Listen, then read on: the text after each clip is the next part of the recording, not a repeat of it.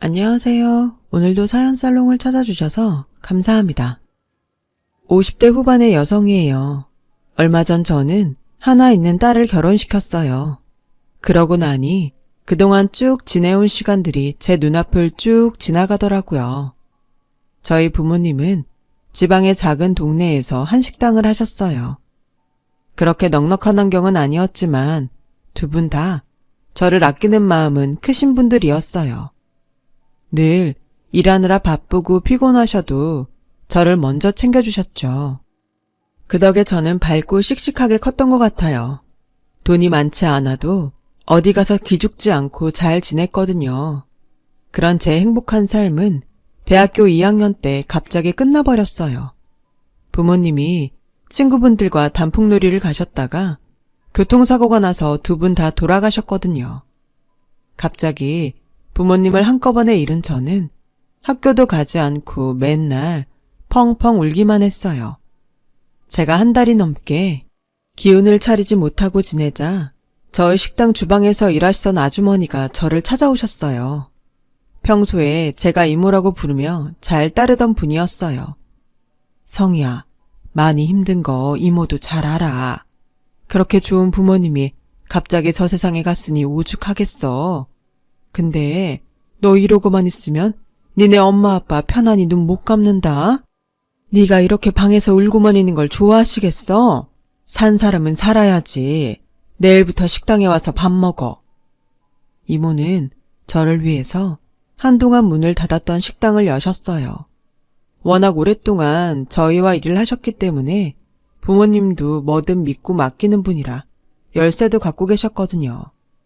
저는 부모님이 편히 못 있을 거라는 말에 마음이 걸려서 무거운 몸을 겨우 일으켜 식당에 갔어요. 이모는 제가 좋아하는 순두부찌개를 끓여주셨어요.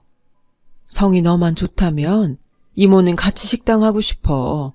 니네 부모님이 평생 고생해서 겨우 이만큼 잃었는데 이대로 그만두기에는 너무 아까워. 나도 이 나이에 다른 데에 가서 적응하는 것도 힘들어. 네가 카운터하고 홀 책임지면 주방은 이모가 할게. 나도 하고 싶어, 이모. 근데 모르는 것도 많고 내가 잘할 수 있을지 걱정돼. 안 해봤으니까 그런 거지. 하다 보면 다 알게 돼. 이모가 도와줄게. 너무 겁먹지 말고 시작해봐. 어차피 지금 휴학했다며. 그동안만이라도 해보자. 이모 말씀대로 저는 부모님이 돌아가신 후 아무것도 하기 싫어서 학교도 휴학하고 아무것도 안 하고 지냈어요. 이모가 하는 말에 용기를 낸 저는 그날 홀 청소를 하고 식기와 조리기구도 전부 설거지를 했어요. 그리고 다음날 새벽에 일찍 일어나서 이모와 함께 큰 시장에 가서 그날 장사할 재료들을 샀어요.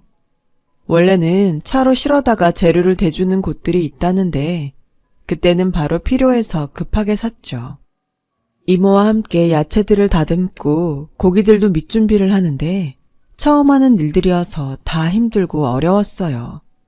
이런 걸 엄마 아빠가 매일 하셨구나 하는 생각에 또 눈물이 핑 돌았어요.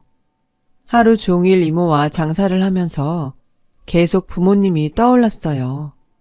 처음에는 눈물만 났는데 하루 있어 보니 엄마 아빠와 같이 있는 것 같고 점점 마음이 편해지더라고요. 그래서 결심했어요. 이모, 나 열심히 해볼게. 내가 오늘 실수 너무 많이 했지? 그래도 내일은 더 잘할 수 있을 것 같아. 나 좀 많이 도와줘. 도와주고 말고 네가 그렇게 결심했다니 이모도 마음이 놓인다. 솔직히 나도 다른 데에 취직하는 게 걱정됐거든. 우리 잘해보자. 너도 잘할 수 있어. 라며 제 손을 꼭 잡아주셨어요. 저는 음식 만드는 것도 배우고 매일 밤 하루치 정산하는 것도 배웠어요. 작은 식당인데도 이것저것 신경 쓸 게 많더라고요. 특히나 위생관리는 정말 철저히 해야 됐어요. 그릇 정리나 음식물 쓰레기를 제대로 안 해서 몇 번이나 이모한테 혼났어요. 너 이렇게 하면 식당 못해. 식당은 무엇보다도 청결이 제일 중요해. 그래야 음식 맛도 좋은 거야.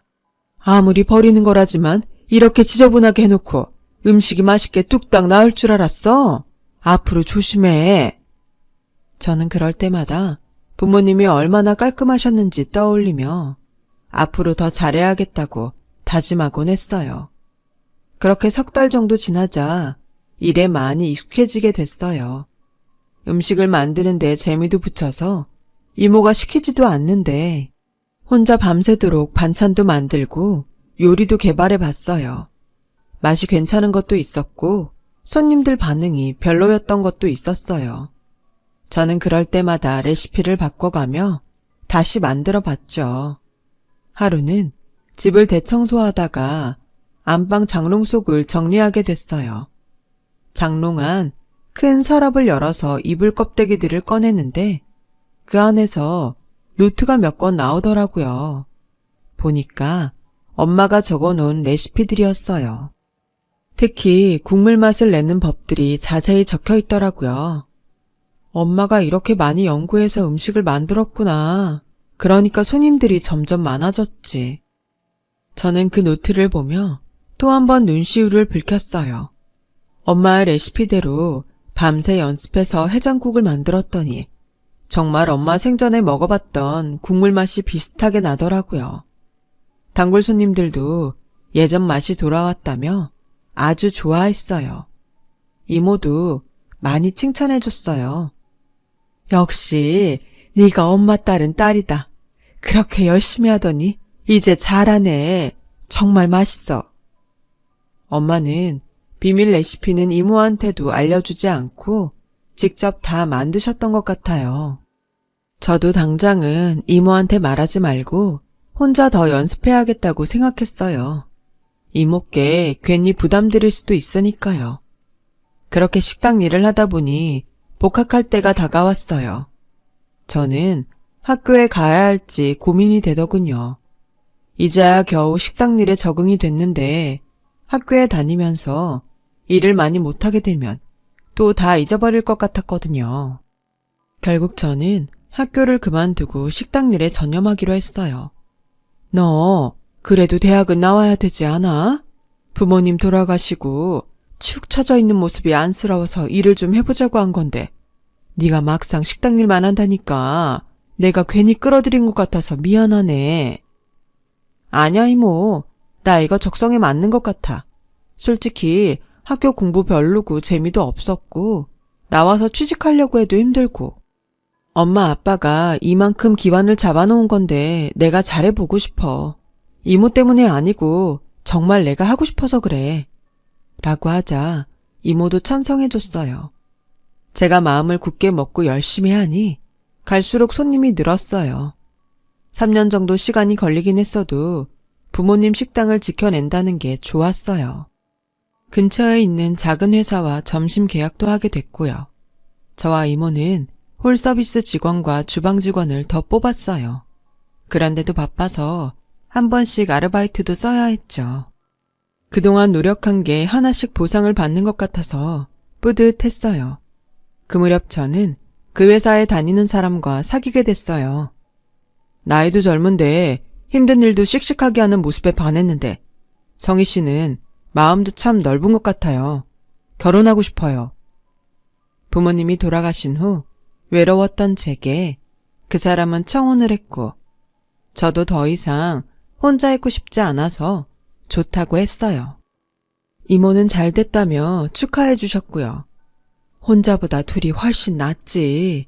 니네 부모님도 좋아하시겠다. 나도 항상 네가 외로운 게 안 됐는데 이제 마음이 놓인다. 고마워 이모. 나 잘 살게. 결혼하고 식당도 더 열심히 할 거야. 앞으로도 나 많이 도와줘. 라며 이모와 손을 꼭 맞잡았어요. 남자의 어머니는 깐깐해 보여서 첫인상이 좋은 편은 아니었어요. 그래도 따로 살 거니까 크게 부딪히는 일 없이 살 수 있을 거라고 생각했죠. 하지만 제 예상은 크게 빗나가고 말았어요. 결혼 후 저희 식당에 왔다 간 시어머니는 태도가 완전히 변했어요. 아니, 나는 회사랑 계약한 식당을 한다길래 좀 괜찮은 데인 줄 알았더니 이건 그냥 동네 밥집 수준이잖아. 그러면서 그렇게 거만하게 군 거야? 어머니, 제가 언제 거만하게 굴었다고 그러세요. 혹시 그렇게 느껴졌다면 죄송해요. 전혀 그럴 뜻은 없었어요. 그리고 저희 식당이 작긴 해도 단골들도 많고 맛집이라고 소개된 적도 있어요. 저희 부모님이 생전에 열심히 읽어놓으신 덴데 그렇게 말씀 안 하셨으면 좋겠어요. 네가 지금도 나를 가르치려고 들면서 도도하지 않다고? 야, 지나가던 개가 코웃음 치겠다. 아이고, 난 얼마나 대단한 일을 하나 했더니 그냥 시장 음식점이야. 이게 뭐야 진짜. 대학도 안 나왔다고 했을 때 알아봤어야 됐는데 동네 창피해서 고개도 못 들고 다니겠네. 라며 저한테 속았다며 펄펄 뛰었어요. 남편도 속상한 제 마음을 몰라주더라고요. 솔직히 식당이 좀 낡고 냄새도 나고 그렇잖아. 이참에 싹 뜯어 고치고 좀 넓히면 어때? 아니면 시내 큰 데로 이사하든가. 식당이 무조건 넓다고 다가 아니야. 그리고 우리 식당 냄새는 다 그동안 했던 음식들 냄새가 밴 거라서 맛있는 냄새라고. 비위상하는 거 아니야. 당신도 우리 식당에서 나는 냄새 좋다고 했잖아. 아무리 좋아도 깔끔한 게 더 낫지. 사람들은 그런 거보다 보기 좋은 걸 더 따지잖아. 엄마만 해도 그렇고. 또 넓고 새 거 같으면 값도 더 잘 받지 않겠어? 값을 받다니? 그게 무슨 소리야? 누가 식당 팔기라도 한대? 그런 말 농담으로라도 하지 마. 우리 부모님이 나한테 남겨주신 귀한 유산이라고. 그냥 말이 그렇다는 건데 뭘 그렇게 뾰족하게 반응해? 그러니까 거만하다는 소리를 듣는 거야. 뭐라고? 말 다 했어? 내가 거만하다고? 맞는 말 하는 게 거만한 거야?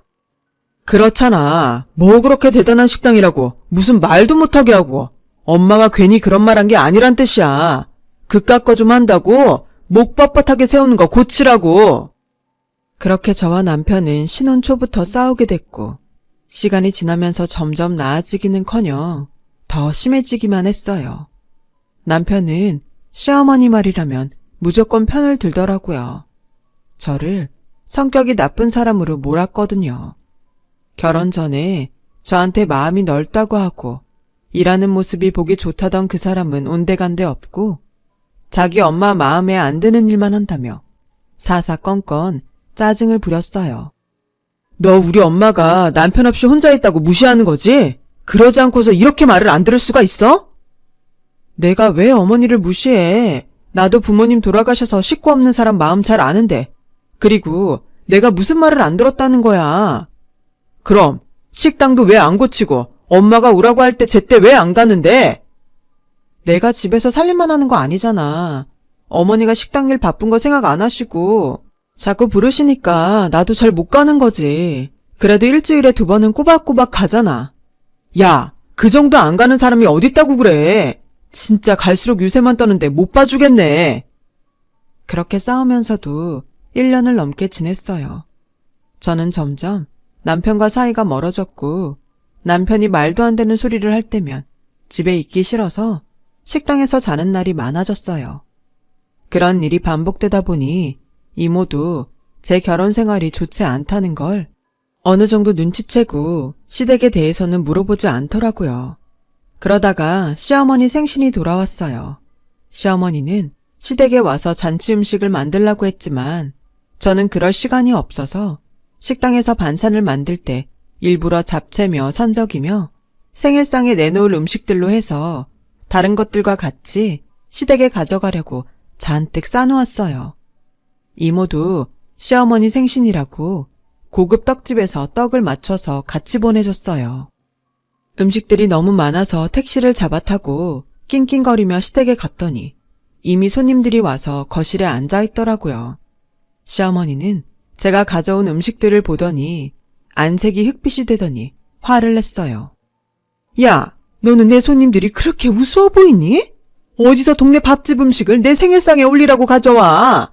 얘가 진짜 사람 알기를 뭘로 하는 거야? 하더니 제가 가져온 음식들을 통째로 마당에 다 쏟아버리더라고요. 이모가 해주신 떡도 전부 다요. 설마 아무리 시대갈기를 우습게 알아도 내 생일인데 지가 생각이 있는 애면 그래도 식당 음식은 안 가져오겠지 했다. 그런데 어떻게 이럴 수가 있냐? 만에 하나 이럴까봐 내가 호텔 요리 안 맞춰놨으면 어쩔 뻔했어. 너 또다시 니네 싸구려 음식 나한테 먹을 생각이면 다시 내 집에 발도 들이지 마라. 라더니 저를 대문 밖으로 밀어내고 문을 닫아버리는 거였어요. 너무 충격을 받아서 온몸을 덜덜 떨며 식당으로 돌아왔어요. 제가 아무 말 없이 식당 뒤에 있는 방으로 들어가자 이모가 쫓아 들어오더니 이불을 펴서 저를 눕혔어요. 아니, 대체 무슨 일이 있었길래 이렇게 얼굴이 새하얗게 질려서 온 거야? 몸은 또 왜 이렇게 떨어? 왜 그래? 저는 그제야 통곡을 하며 울었고 제 얘기를 다 들은 이모는 너무 어이가 없다며 화가 나서 어쩔 줄 몰라 했어요. 세상에, 어떻게 그럴 수가 있어? 그 많은 음식을 얼마나 정성 들여 준비했는데. 뭐? 싸구려 음식? 지들이 뭐 그렇게 대단한 사람들이라고 그런다니? 성희야, 내가 혹시 끼어드는 게 오지랖일까봐 가만히 있었는데 정말 미안하다. 이런 일이 있었으면 진작 말하지 그랬어. 이제부턴 날 진짜 이모라고 생각하고 뭐든 말하고 기대라. 너 그런 거 참으면 나중에 병돼. 못 써. 알았지? 라며 제 등을 토닥여줬고 저는 이모를 끌어안고 펑펑 울었어요. 그날부터 저와 남편의 별거가 시작됐어요.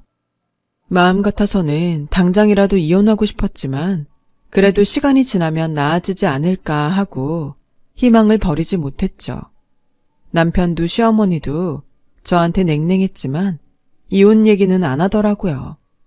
저는 그 사람들도 나쁘게 끝내고 싶지는 않은가 보다. 그렇게 생각했어요.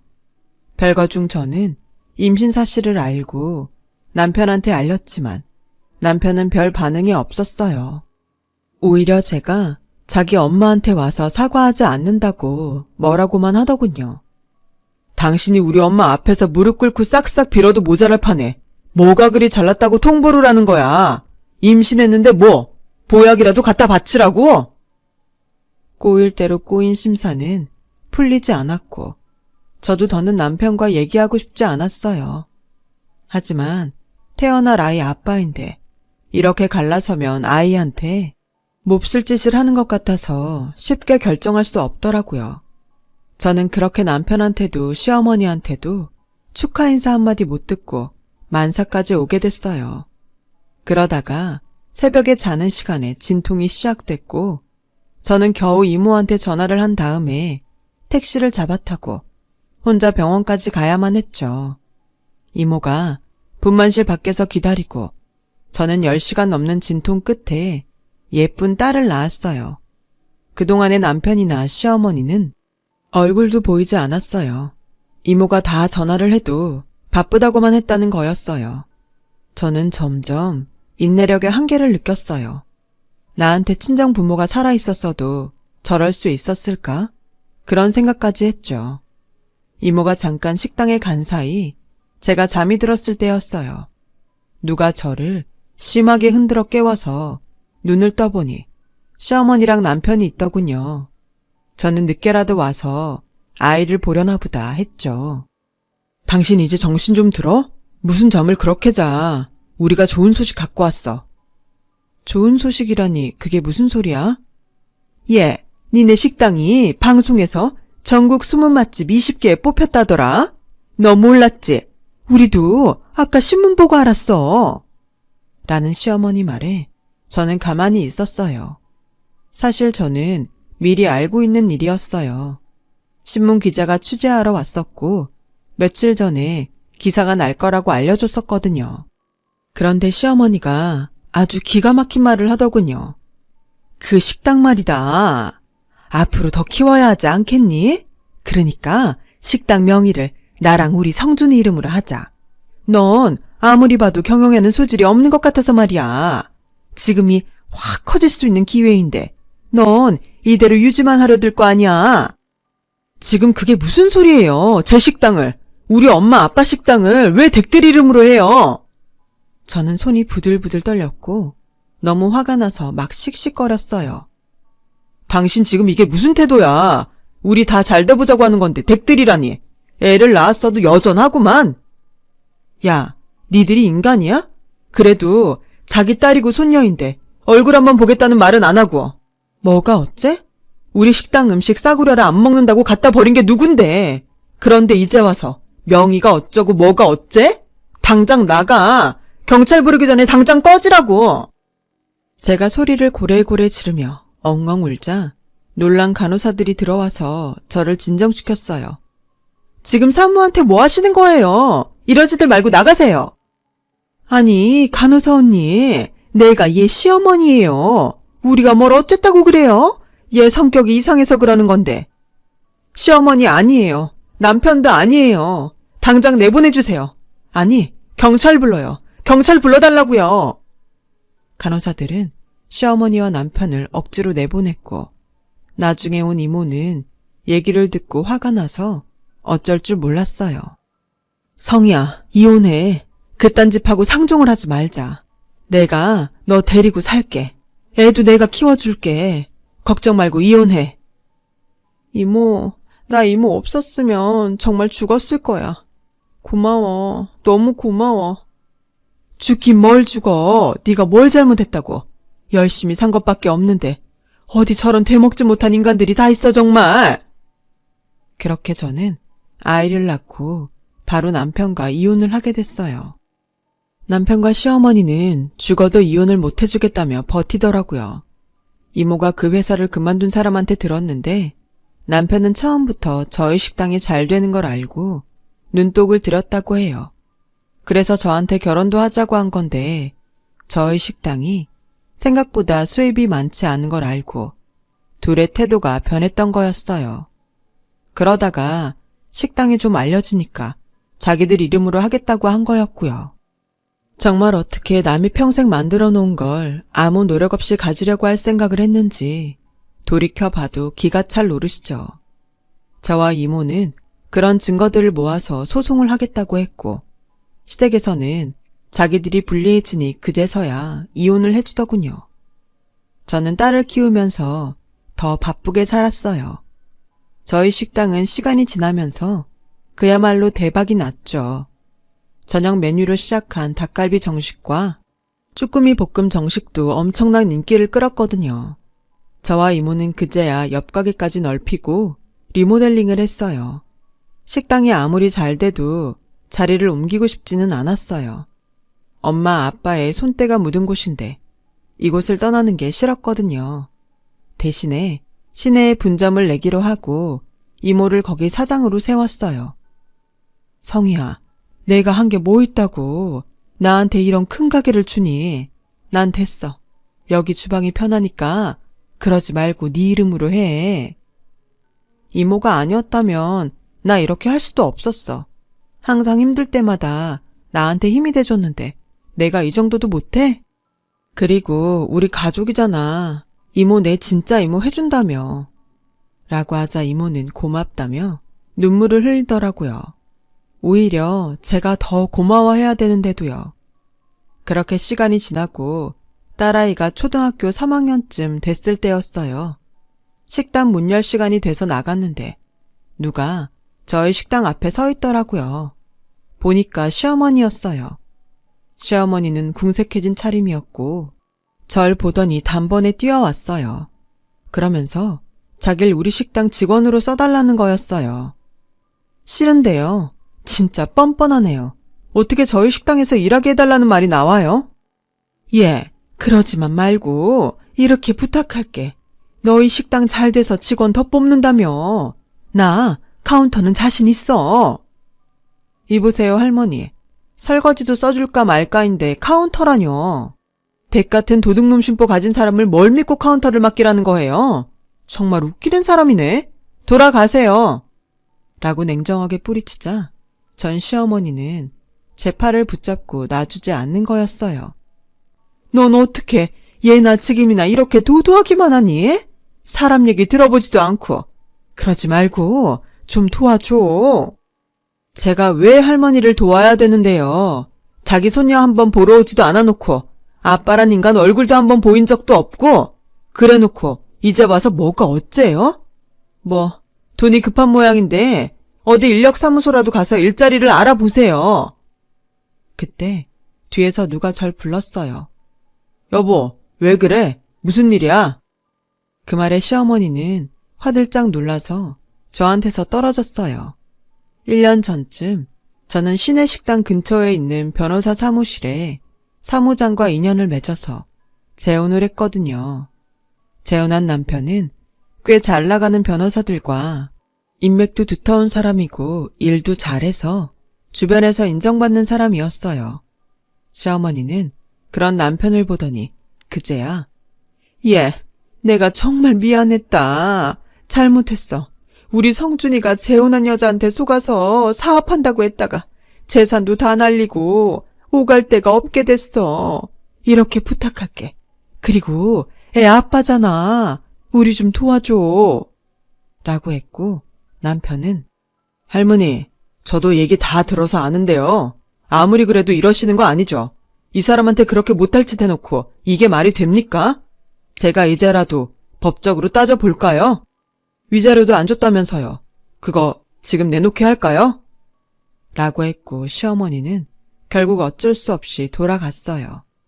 제가 냉정해 보일 수 있지만 저는 그 사람들이 한 대로 돌려받은 것 같아요. 예전 일을 생각하면 화가 나서 더 퍼부을 걸 하는 생각만 들고요. 결국 남편과 시어머니는 외진 시골로 이사를 갔다고 하더군요. 그 뒤로는 소식도 듣지 못했어요. 우리 딸은 재혼한 남편 호적에 올려서 잘 컸고 남편 손을 잡고 결혼식장에 들어갔죠. 그 모습을 보니 이전 일들이 떠올라 정말 눈물이 났어요. 그래도 열심히 성실히 살다 보니 다 보상받게 된 것 같아요. 인생 정말 아무도 모르는 거라고 남 무시할 줄만 알고 욕심은 욕심대로 넘치더니 항상 마음에 새기고 주변을 보살피며 살아야겠습니다. 제 얘기는 여기까지입니다. 긴 얘기 들어주셔서 모두 감사드려요. 힘든 일 있으신 분들도 앞으로는 좋은 일만 있을 거예요. 건강하세요. 여러분, 사연 댓글에 응원과 현명한 조언 부탁드려요. 좋아요와 구독은 저에게 큰 힘이 됩니다. 오늘도 좋은 일 가득하세요.